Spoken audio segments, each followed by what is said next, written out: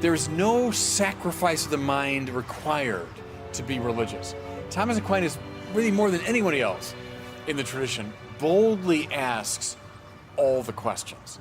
If you've got a theologian who says, whether there's a God, well, that means anything's open. That means any question's possible. Good, good. We have nothing to be afraid of.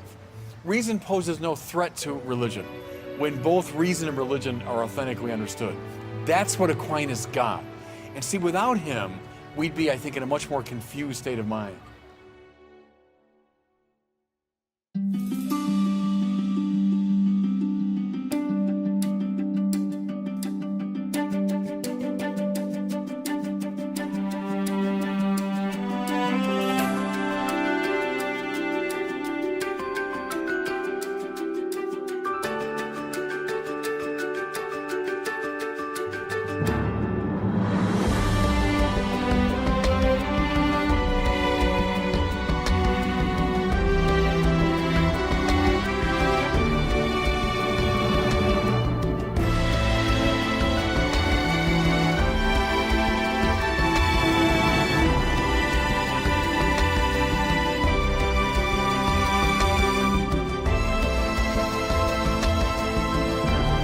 Most clarifying. If you read Thomas simply as a rationalist philosopher, you'll miss the point of almost anything he wrote. Thomas was a saint, deeply in love with Jesus Christ. He was a spiritual master. And the whole purpose of all his writing was to place us on the road to Christ.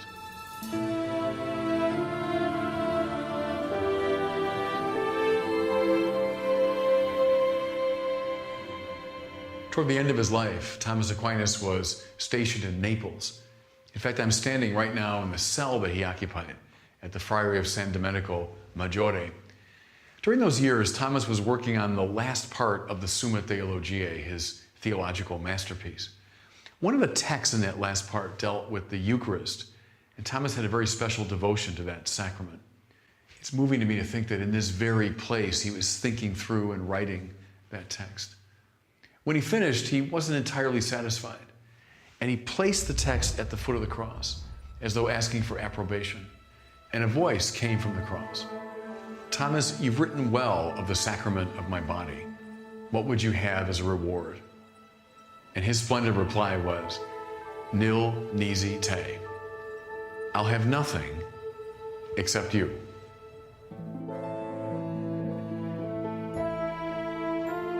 With all his heart, Thomas Aquinas wanted nothing other than Christ, nothing more or less than Christ. Grasping this is the key to grasping all that he wrote.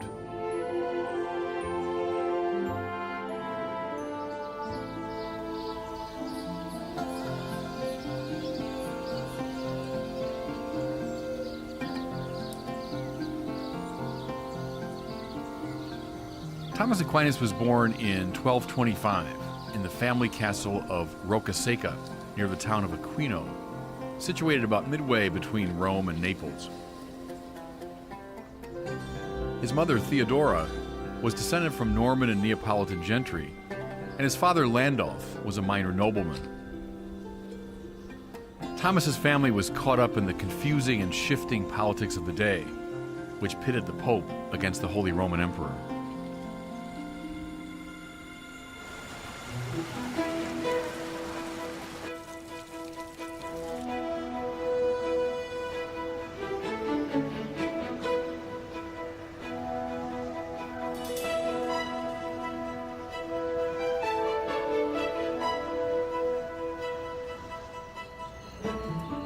When Thomas was only 5 years old, he was sent to the Benedictine monastery of Monte Cassino, not too far from his home. He would stay among the Benedictines for 9 very formative years. Far too many commentators have overlooked the importance of Thomas's sojourn in the Benedictine world. At Monte Cassino, he would have learned the rudiments of the contemplative life, and he would have fallen in love with the scriptures, especially the Psalms. In his maturity, Thomas would understand theology as essentially an elaboration of the Sacra Pagina, the holy page. There's a delicious story told concerning Aquinas at this early stage of his development. After hearing his teacher discourse on God during an elementary catechism class, young Thomas reportedly said, "But Master, what is God?" He never stopped asking that question his whole life long.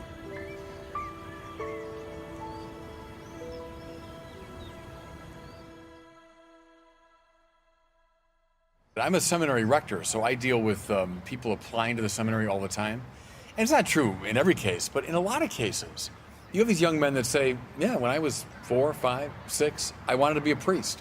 It was already in my heart, in my mind. So that's not all that unusual.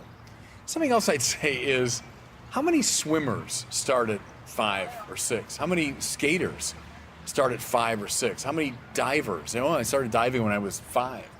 And we don't think we're imposing on them or we're violating their autonomy. They perceive some excellence. In that case, some, sports excellence.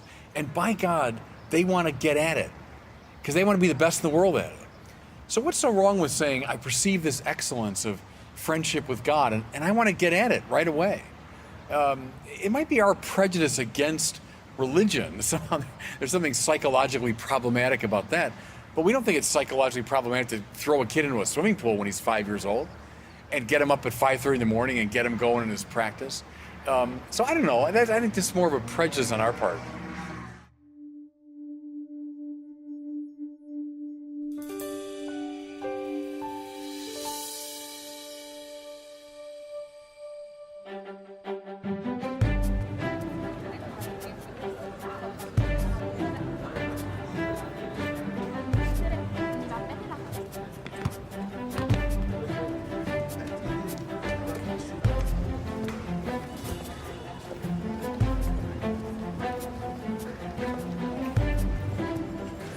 When he was around 15, Thomas left Monte Cassino for political reasons and took up what we would call undergraduate studies at the newly founded University of Naples.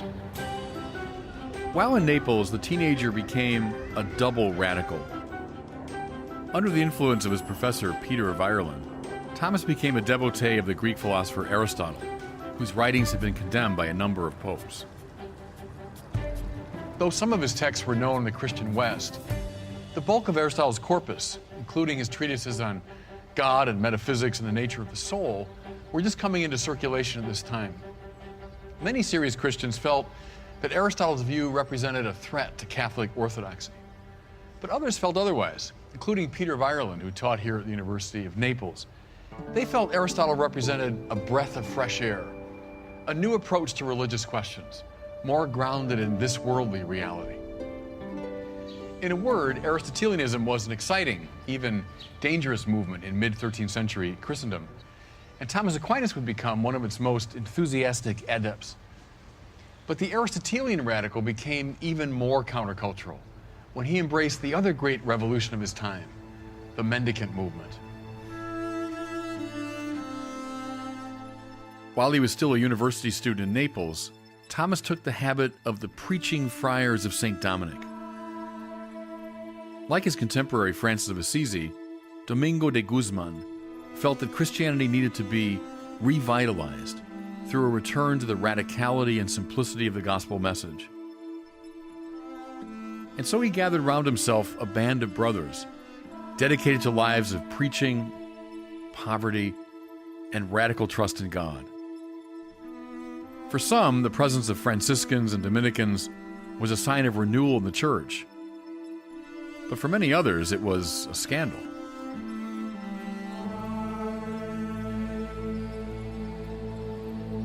Thomas's parents wanted him to be the abbot of Monte Cassino, a respected position at an established institution. The last thing in the world they wanted, or expected, was that he would join this strange and upstart group of beggars. So, on his way to Paris to begin his Dominican formation, Thomas was waylaid by his own brothers, who had been sent by their mother to stop him. Though they tried to tear his Dominican habit from his back, the young Aquinas clung to it desperately until they stopped.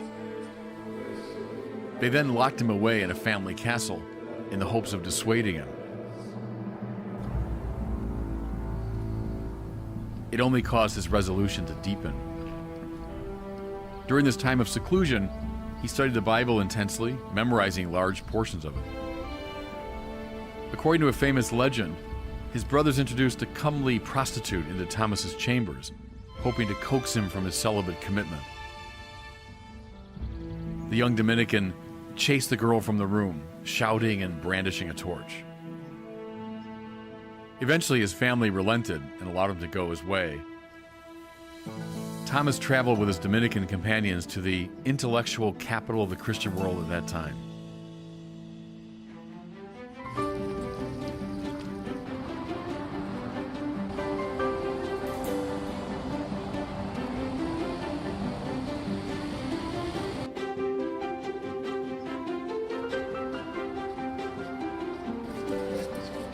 In the middle of the 13th century, Paris was a magnet for scholars from across Europe. Young students came to the left bank of the Seine, still called to this day Le Quartier Latin, the Latin Quarter, because of the language spoken by these international students. They came to hear lectures from and to argue with the finest scholars of the time. The Paris style of theologizing, brash, skeptical, public, even a tad irreverent, represented a departure from the more conservative monastic approach. When Thomas Aquinas arrived here in the new Athens of Paris in 1245, he found his intellectual home. He also found the most important of his mentors, the Dominican scientist and philosopher who, even in his own lifetime, was referred to as Albertus Magnus, Albert the Great. Under Albert's tutelage, Thomas continued his underground study of Aristotle.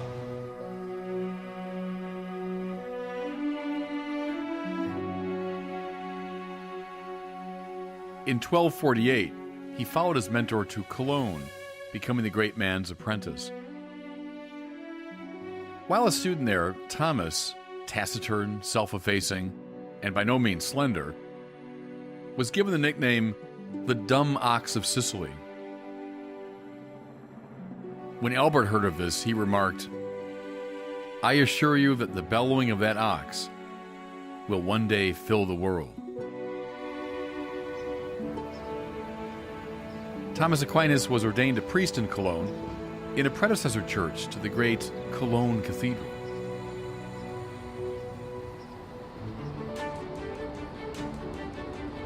In 1252, he returned to Paris in order to commence what we would call today doctoral studies. And in 1256, the 29-year-old Aquinas became a magister of theology and began to lecture. A magister's tasks were laid out clearly. First, he was to preach, for primarily he was a magister sacrae paginae, a master of the holy page. Preaching would conduce naturally toward biblical commentary, and biblical commentary would lead to the searching out of complex theological questions. These questions, the medievals called them questiones disputate, were not entertained abstractly or simply in the pages of books. They were addressed in the context of very lively public debates. A master such as Thomas Aquinas would announce an upcoming disputatio, and then students and faculty and interested outsiders would gather. The initial part of the discussion was led by a baccalaureus. We call him today a doctoral student. He'd entertain questions, objections, arguments from the floor and respond as best he could. All this time, the magister, the master, was present, but he remained silent. The next day, the same audience would gather, and this time the magister would give his literally magisterial resolution of the question. Then he would respond to what he took to be the best objections from the previous day.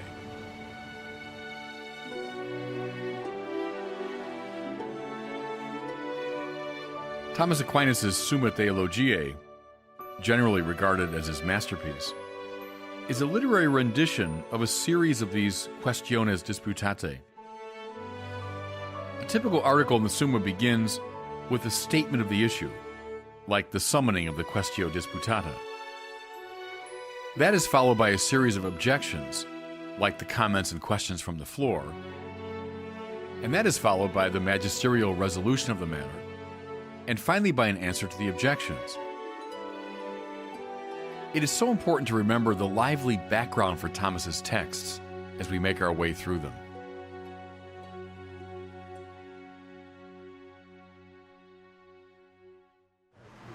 So historically, what was so significant about where we're standing? I'm standing on the Rue de Fouillard, which is in the Latin Quarter. It's a very short street, but it's referred to as the berceau de l'université. That means the cradle of the university. The word fouillard is an older French word that has a sense of like bales of hay or straw, because the students would gather here. They'd put straw on the ground, and they would sit, and their professors would lean out the window or lecture them in the open air. So in the very early days, when the students spilled off the island onto the Quartier Latin, the university hadn't fully developed. That's how it started. So the fouillard gives you the sense of that. Also, right around the corner from here is the Rue Dante, Dante Street, because Dante came here in the very early 14th century, maybe 1302 or something. And he would have sat on these bales of hay and would have listened to his professors. You look at the Divine Comedy, it's filled with Thomas Aquinas, filled with the scholasticism he learned here. So it's always very moving to me to come to this spot and realize, the whole university movement, which starts in the 13th century, we're at the very beginning of it here.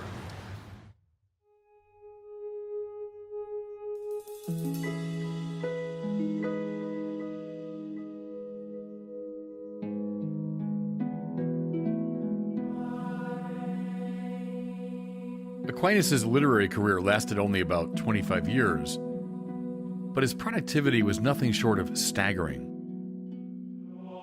His collected works fill 50 double-columned folio volumes. Thomas was obviously a genius, but he was also a man of extraordinary order and discipline. His day began with 2 masses, one that he celebrated and a second at which he assisted. And it continued almost without interruption as a cycle of reading, teaching, and writing. It is said that he dictated different works to as many as 3 secretaries at once, turning from one to the other. He would take a brief nap in the middle of the day and would frequently dictate arguments in his sleep. He was famously absent-minded. They say that a brother Dominican was assigned to sit next to him at meals to make sure he didn't put anything inedible in his mouth. One of the best-known anecdotes about Thomas Aquinas concerns a dinner he attended at the table of King Louis IX of France, St. Louis. In the midst of a raucous conversation, Thomas sat in abstracted silence. Physical dimension to the experience. He took to his bed soon after. And when his sister saw him, she described him as stupefactus, dazed or out of his senses. That doesn't begin to explain it. Thomas saw something.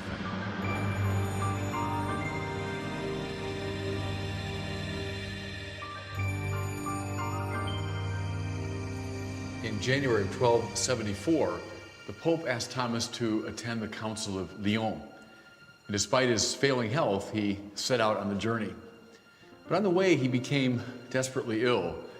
He was taken first to a castle, but Thomas said, "I don't want to die in a secular place."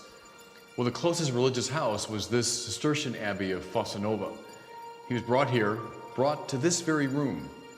Some say that during his last days, he dictated a commentary on the Song of Songs. It was here, just behind me, that Thomas died on March the 7th, 1274.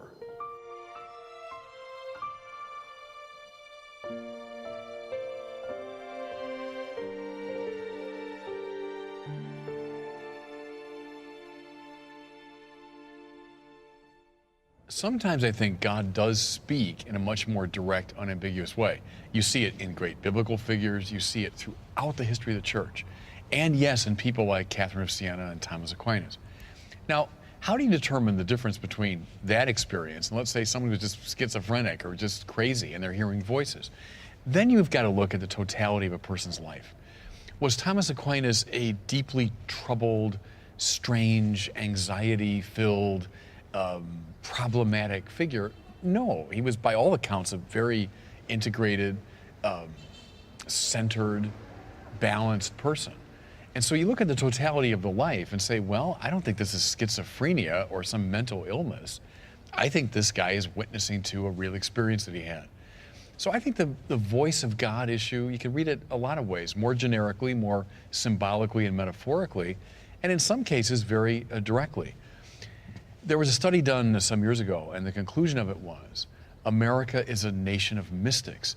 And the author meant, you scratch the surface of most people's lives, you'll find lots of reports of this kind of strange, mystical encounter with higher powers. So we can say, oh, the person's nuts, but an awful lot of people have had these extraordinary experiences. So I think that's probably the right way to contextualize it.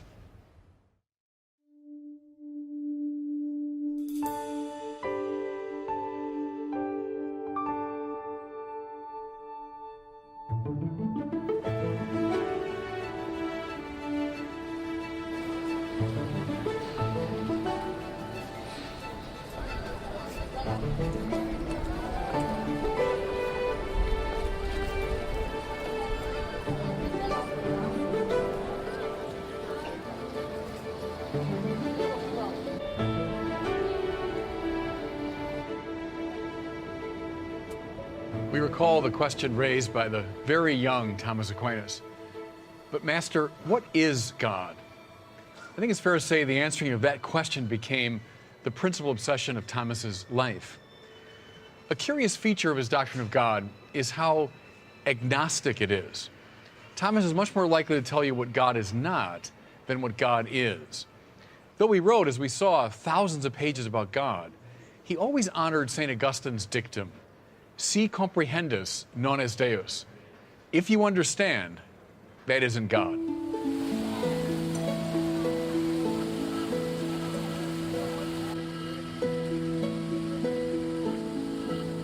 The great temptation is to turn God into a supreme version of a creature, to think of him as one being, however exalted among many. Thomas clarifies that God is not a being. He's not in any genus, even that most generic of genera, namely existence. Rather, God is, in Thomas's pithy Latin phrase, ipsum esse subsistens, the sheer act of to be itself.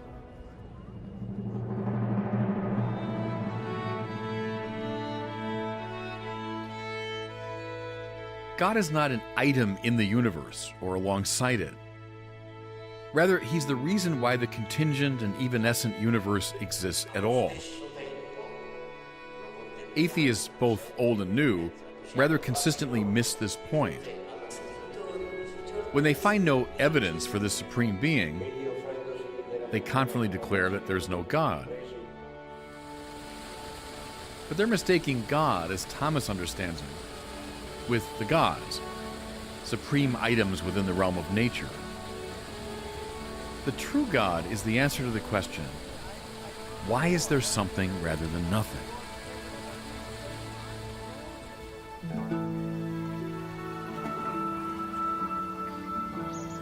Thomas sums this up by applying to God a term that belongs properly to God alone, namely simplicity. Now, we tend to construe this term in precisely the wrong way, thinking it means something elementary or undeveloped. What Thomas means is that God is the sheer act of being itself, not this or that type of thing. Being without restriction and without limitation. In creatures, there's a distinction between what Thomas calls essence, what it is, and existence, that it is. So, for example, I'm a being, but I'm a human being, a being of a very particular type. This camera into which I'm gazing right now is a being of a very definite technological type. The trees around me are beings of a botanical type. But none of this obtains in regard to God. There is in God no distinction between essence and existence. To be God is to be to be. Do you see how this is just a more philosophically precise reformulation of the great answer that God gave to Moses when the patriarch asked, "What's your name?" And God said, "I am who I am." As the simple reality, God is that whose being is unconditioned. unrestricted, unlimited. This is why Thomas speaks of God as infinite, without borders. It's also why he's described as immaterial. It's not as though God is less than material. Rather, his being transcends the limits inherent in a material manner of existence. This is also why God is referred to as eternal. Time conditions material things, but God stands outside of time. Thomas also speaks of God as immutable or unchangeable. This has nothing to do with impassivity in the psychological sense. It means that God cannot improve or move from an inferior to a superior state.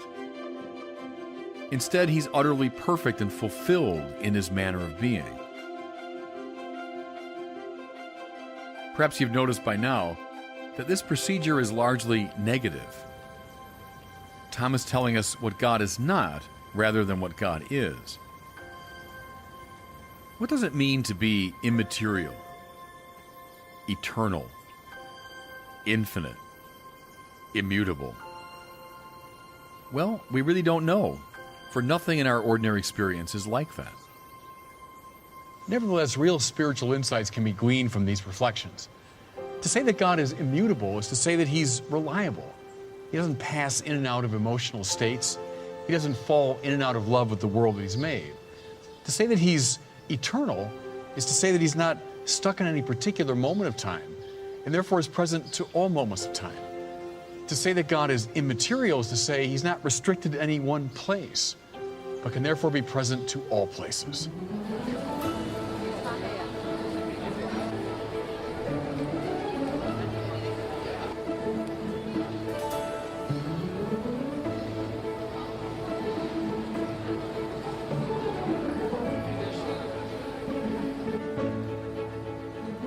But is the God of Thomas Aquinas personal? Yes. Since he's in possession of all the perfection of existence, he must have mind, will, and freedom. God knows and loves himself first, and then knows and loves all that participates in his being. His knowledge of the world is not passive and derivative, but rather creative. Things exist because God knows them into being. This is why the 139th Psalm is right. Lord, you search me and you know me. You know when I sit and stand. You understand my thoughts from afar. My travels and my rest you mark. With all my ways you are familiar. God's love follows from his knowing. For to know something as good is ipso facto to will it, to rest in it, to savor it. God loves his own perfection with an absolutely perfect love. This love is so intense that it spills over. Creation is nothing but the fruit of this effervescent love.